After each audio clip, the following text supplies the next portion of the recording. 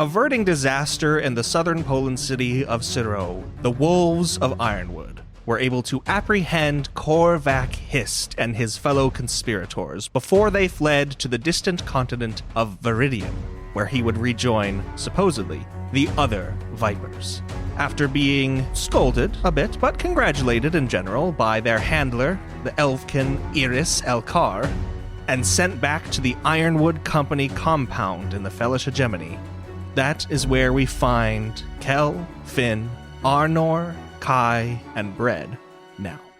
As soon as we step through the portal, Finn will begin muttering to himself about miscalibrations, inefficiencies, and all sorts of things that he experienced on this portal journey. And he pushes open the main door into I'm presuming it opens up into a large common area, and he is going to find the quartermaster as soon as he can. Arnor will be heading in a similar direction to Finn to go to the requisition area to actually get himself his own silver for the money that he and Kel spent. Kel is immediately going to go try and find a bathhouse or someplace that she can wash up and clean her face mask that's crusted with vomit and spit up and whatever. And she's not going to take a look at anybody else in the group. She's not going to wait for anybody. She is just going to come straight through the portal and just keep walking. Brett is similarly going to go clean himself up, having been false hollowed and also vomited on. So he shares that in common with Kel in being covered in her vomit. Kai is going to walk in after Kel and Bread shortly after, so gives them some time to start washing up, and we'll walk in with a robe and we'll kind of do a large boisterous yawn of oh, my goodness, I don't know about all of you, but that was exhausting, wasn't it? I will note, Kel is not undressed. She's still in her clothes, but she's washing her stuff in the water, like kneeling on the edge. So she's taken her mask off, the hood is down on her like cloak, and she's pulled whatever is covered in bodily fluids and she's cleaning them in the water, but she herself has not disrobed and has not gotten in. Her hair is kind of a mess because it's been a long couple days of travel without, I think we had one night's rest, and her hair is down, which is kind of unusual for her. Her hair is almost always done either in a big messy braid or in a bun, and she's in the process of cleaning all of her stuff and presumably getting ready to rebraid it and get herself back together. But she's not undressed. She's just kind of weirdly fully clothed in the bathhouse, like a freak. In response to Kai, Bread will say, I'd wager we only deserved about 25% of that dress and don we got. You think so? Most of what she was mad about was not directly our fault. Okay, well, to be fair, the windmill was Finn's fault. Not our fault. We don't know that. We kinda know that. Listen, Finn might be an asshole, but he knows his stuff. If he thinks it was some sort of sabotage or faulty machinery, I'm inclined to believe him. Yeah, I guess that's fair, I suppose, but I don't think we were necessarily on our best. Oh, I'm not saying we were on our best. I'll take the 25%, but 75 of that was not ours. No, I think I'd agree with you there. She'll shake her head looking down and say, definitely some things could have gone better, huh? There's something to say, Kai. Yeah. Oh, she's like kind of saying this. She'll derobe shamelessly and take her hair down and shake her hair about because she's getting ready to bathe herself. Just a few things I can think of. But all in all, we're here, we're alive. We're living our best lives, aren't we? Well, for some of us at least. And she'll start to lather her hair. I'd very much like to hear what you think you have to say. Me too. I'm sorry, can you put that in a grammatically correct sentence? What were you asking me? Bread will look at her with this look on his face like, I hold your life in my hands. Do you really want to be on my bad side? Like, kind of challenging expression. What's even better about this is that as she's lathering her hair, she's not looking at you guys, but she does glance back for a second and gives you a little smile and will continue to wash herself. There's a little knock on the door at this point. I guess since Kel is probably the one that's most presentable to other people, Kel will probably get up and go answer the door. She's just soaking wet from head to toe. All of her clothes just dripping. Soaking wet, hair all over the place, hair a mess, but still clothed, but dripping, and go open the door. Standing at the door is a 14, 15-year-old boy with a big pack on his back, lots of boxes and letters and things. Just, one of the Stronghold's porters. You know these kids. And he hands you a letter that has the seal of the Ironwood Company on the little wax seal there, but also it is stamped in another corner with one that you don't actually recognize because, well, you've never seen it on an official correspondence before. And he just says, summons for you. Thank you.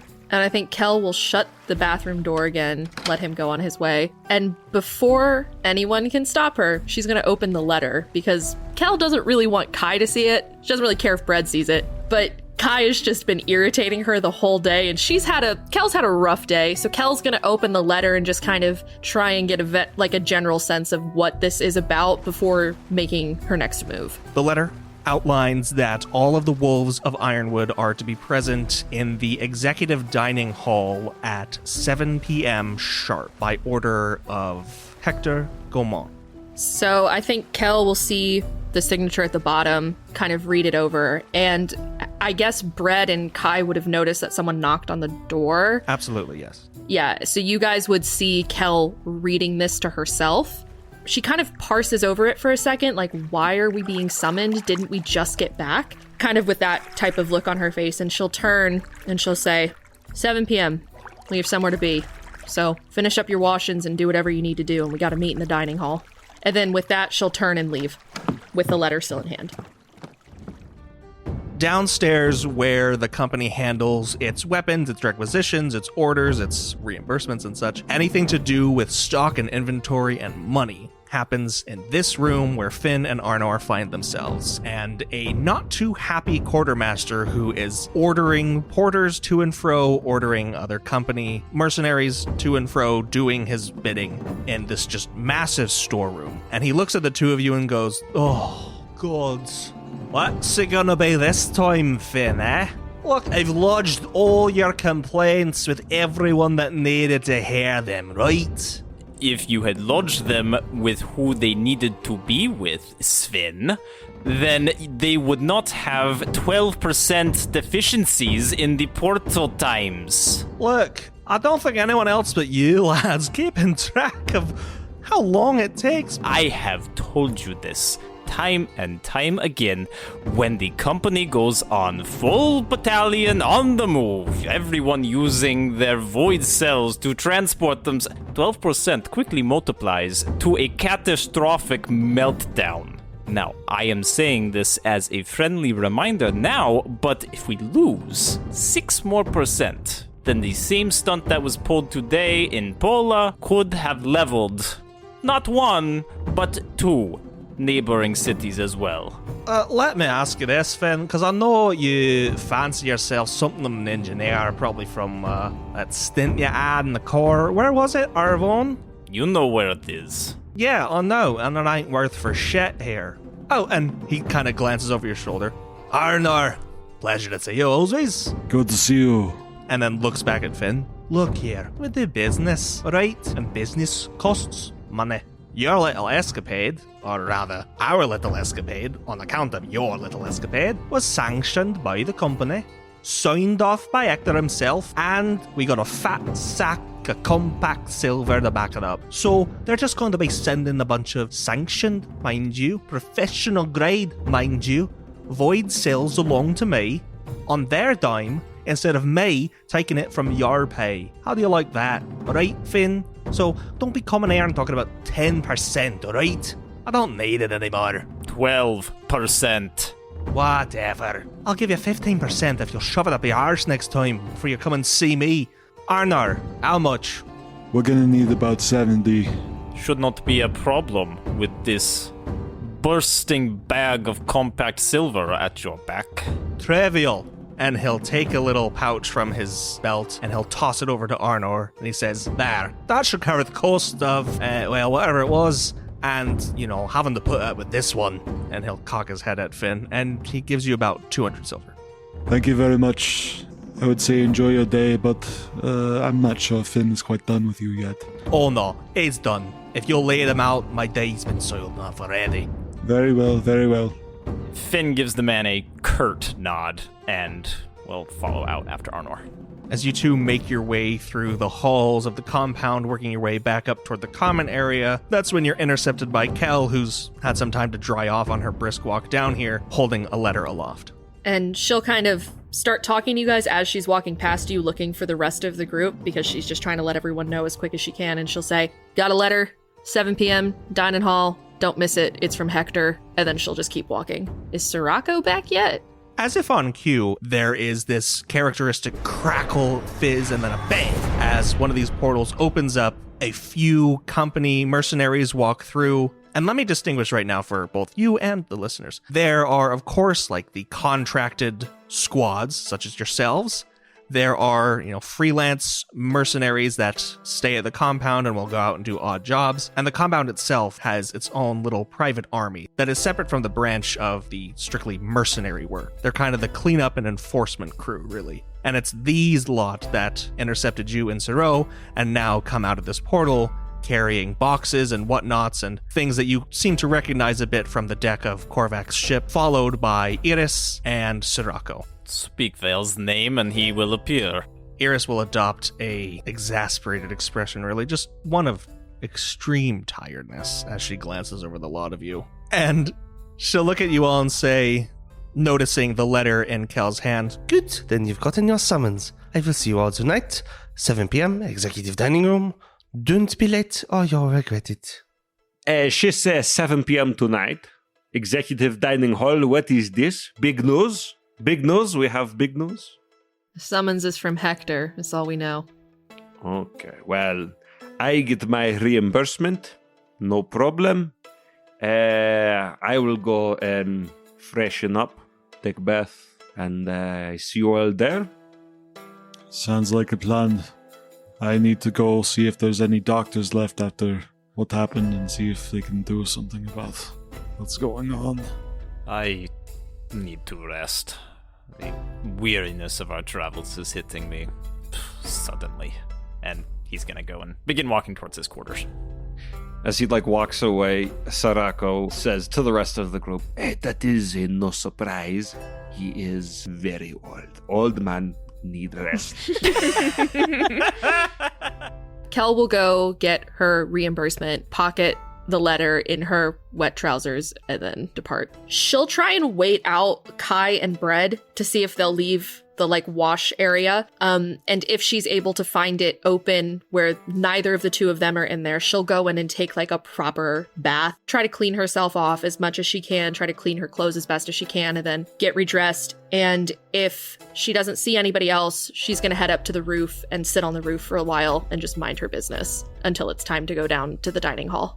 Well, Sirocco is going to go, and he's going to see Kel, leaving the washroom as he's going in, and then he goes in, finds it empty, and feels like he missed the party, I guess, and he'll wash up, he'll take, a little soak. He'll actually, nap with his arms up on the side of, the little basin or whatever that he's in, and then he'll just kind of putter around until it's time for dinner. Arnor will go ahead and make his way to whatever kind of infirmary there would be, see if there's anybody left or if everybody was called out. No, the Stronghold keeps a good stock of doctors and physicians, always to tend to any mercenaries or contractors that come back, having received some major wounds or whatnots. You know the doctor that is here on the kind of afternoon into night shift, Arnor. You're well acquainted with her. She's an older woman named Jotun, very Demlik, more Demlik than you. She greets you kind of with this motherly compassion. It's like, oh, Arnor, what is going on with you? Oh, there's a bit of a blast and I don't know, my body's just all out of sorts. You poor thing. Let me take a look at it. Lie down and we'll have you up and about in, no time. No time at all. Please. Thank you. And Arnor will lay down. So that is 2 successes and 3 advantages for Jotun's medicine check here, and your critical injury will be healed. However, that kind of puts you dangerously close to the time. You probably only got maybe 20, 15 minutes or so until you're expected in the dining hall. Thank you, Jotun.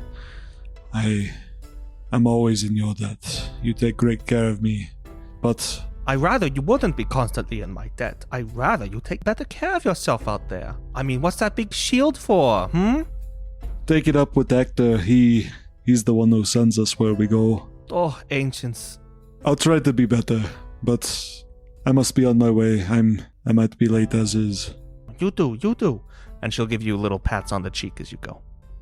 Bread is not interested in, like, playing who's gonna leave the bathroom first chicken with Kai, so he will finish up everything that he needs to do as quickly as possible, leave, go back to his room, set out his clothes to dry, put on a fresh set, and then go down either to the infirmary or wherever he needs to go to get more herbs and wildflowers to reassemble what of his hat he used in Siro. You are very easily able to do so, even walking past the room where Arnor is being tended to. It's all in this same wing of the compound. Okay, I think if Bread can, he would dip into that to sort of see what she is doing to heal this wound that he couldn't heal, just so that he knows, and just observe quietly, like without getting in the way at all. You are silently greeted by Jotun and then dismissed, likewise, as she finishes up this procedure. Bread will just go with Arnor then to dinner if that's where Arnor's headed. Yes, he is. Together away! All right, Finn. He returns back to his room, and those who look through the hallway at all the doors know immediately which door is Finn's, because it has 5 distinct locks on it on the front of it. So none of you have ever been inside of Finn's room. He very deftly gets through the 5 locks, creaks open the door, slips in, shuts it, redoes 5 locks on the inside, and then the walls of his room look like not quite to the level of like crazy psychopath killer in jail for years and years and years scribbling on the walls, but about that. So it's more organized, and it's very apparent that it is all just the ravings of an engineer who has nothing better to do with his life. And he opens up his notebook, which he always keeps on him, and he begins scribbling or transcribing some of his latest notes from this recent journey into a incomplete section of the wooden wall, and will parse out some things, stare at it for a while.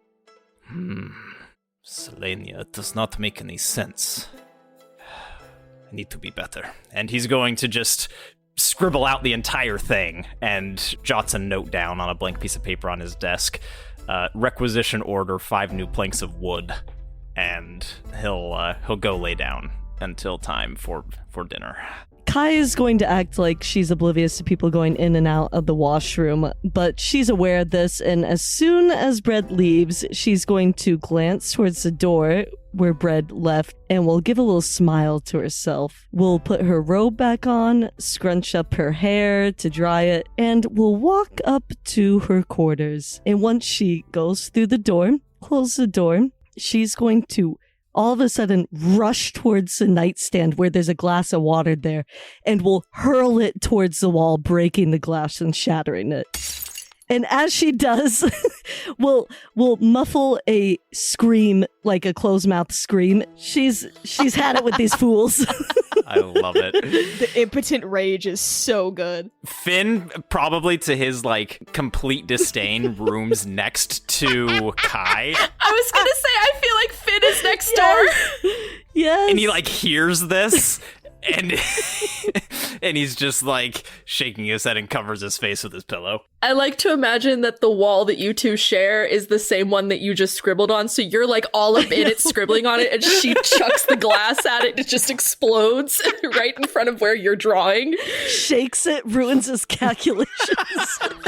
Yeah, like all of Finn's notes are just slightly crooked from where the wall's been shaking from every time that like Kai has had a meltdown in her room.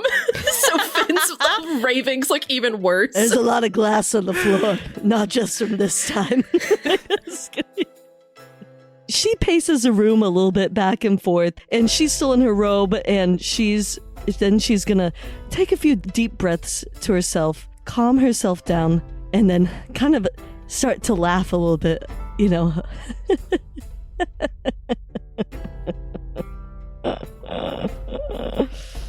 And then after she does that, we'll turn to her closet, will get a fresh pair of her usual garb that she wears, and will actually go to the requisitions office to get her due, and then she will head to dinner.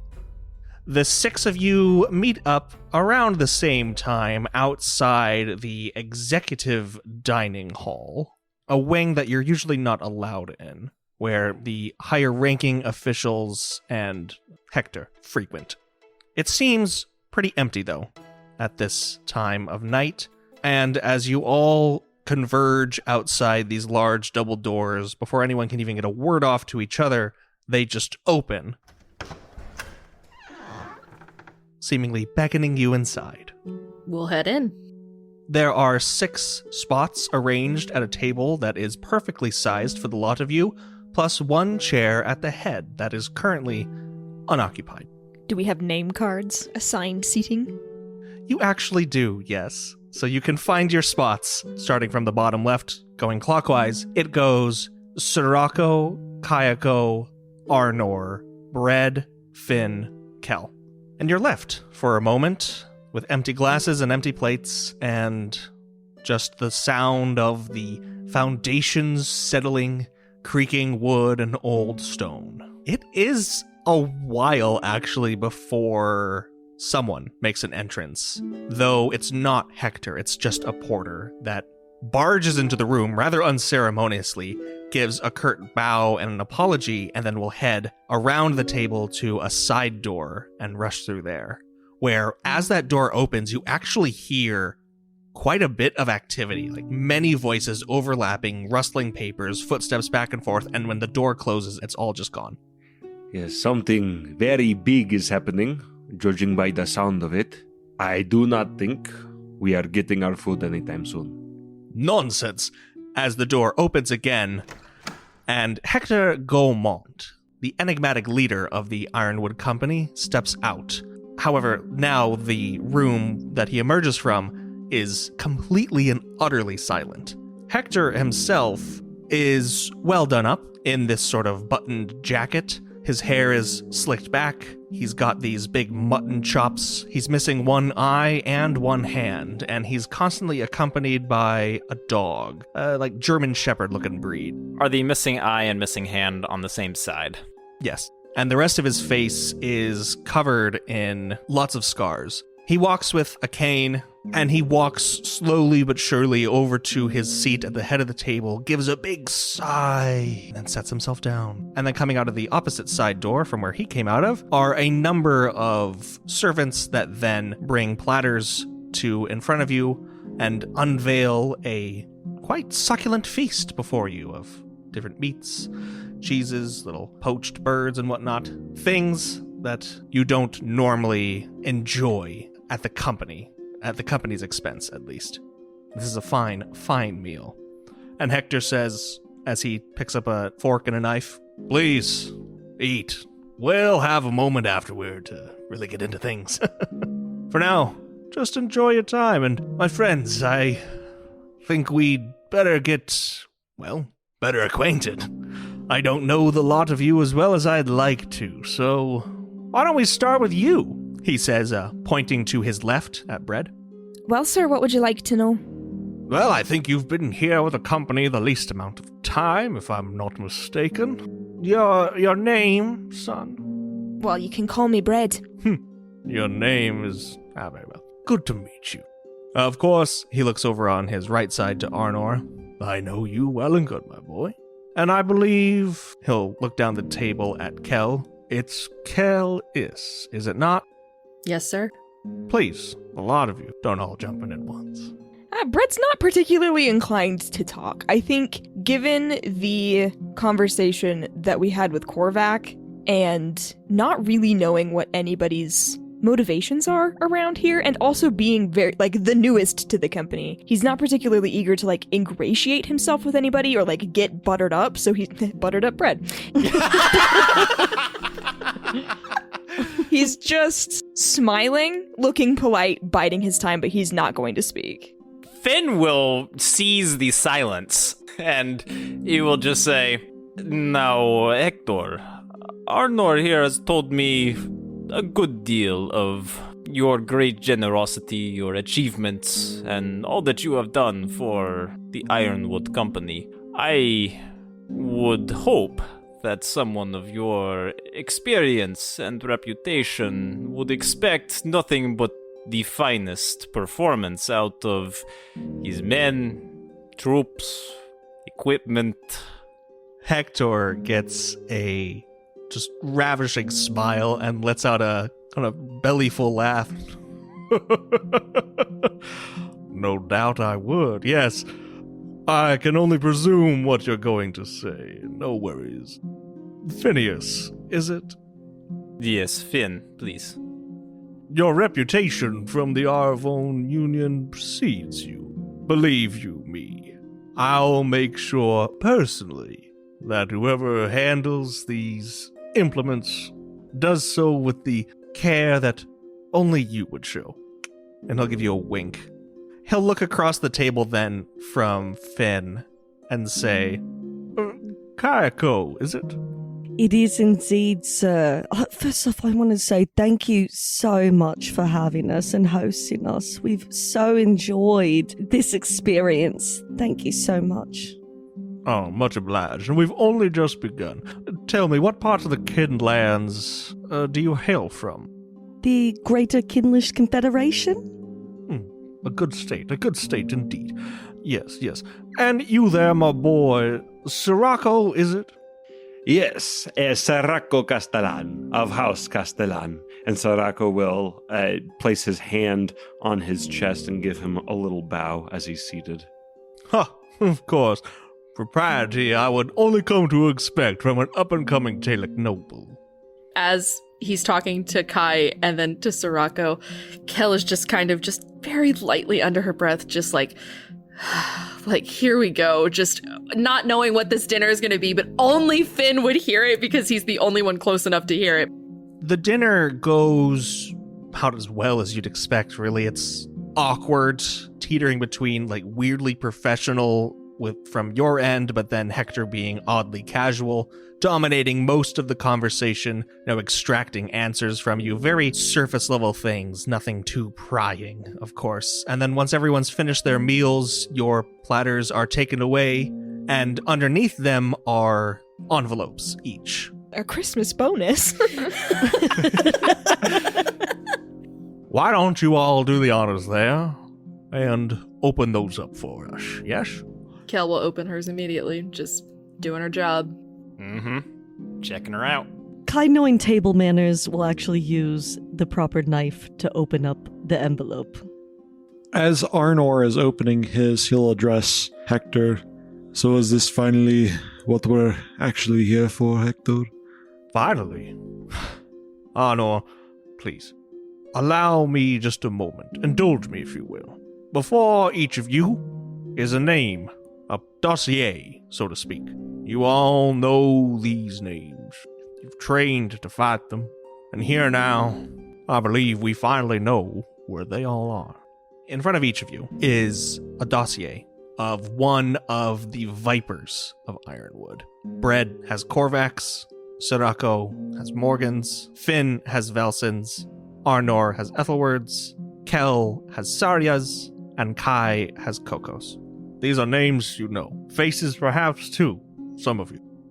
You understand the task you've been given in apprehending these deserters, bringing them home, and finding out why they left the company, why they murdered their handler.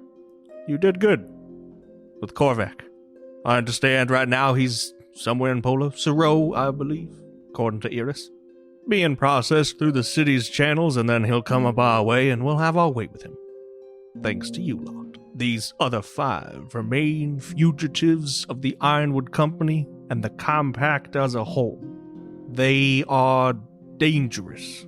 An encounter with any of them could prove fatal for one or more of you, so exercise the utmost caution going forward. Now I know, he says, raising a hand. This is nothing new. You've been told all this before. But Iris was adamant with me that this point needed a bit of reiteration. You are the cream of the crop. You are the best of the best that we have, freelance or otherwise. That is why you were chosen to be the wolves. Now, some of you have been here a long while, and some of you have been here just a handful of years, and some of you even shorter than that. But rest assured, you are here because you are needed in this important work. The Vipers were doing important work as well. What do you all know of Viridian? Anyone? Open question for the table. All I know is that that is where Korvak said the rest of the Vipers went, seeking out whatever their true intentions were. True. This is true. And on top of that, it's where you all will be going first thing tomorrow morning. Besides the fact that brigands and other people trying to escape their problems, there honestly isn't much information out there. And at that, Hector points at you and he gets this little laugh and he's like, Exactly. Don't you find that strange? Compacts had foot there nearly 200 years ago. Set up cities, outposts, got men and women toiling away endlessly, trying to, holds his fingers up and quotes, civilize that land for our use. But what's really there is the future. That's what the Vipers saw. That's why they're there. I know it. And that's why, as I said, come morning, I'm sending y'all. So, study up. He'll point to the dossiers. Get a good night's rest. It's a bit of a journey across, but tomorrow, y'all are heading to the new world.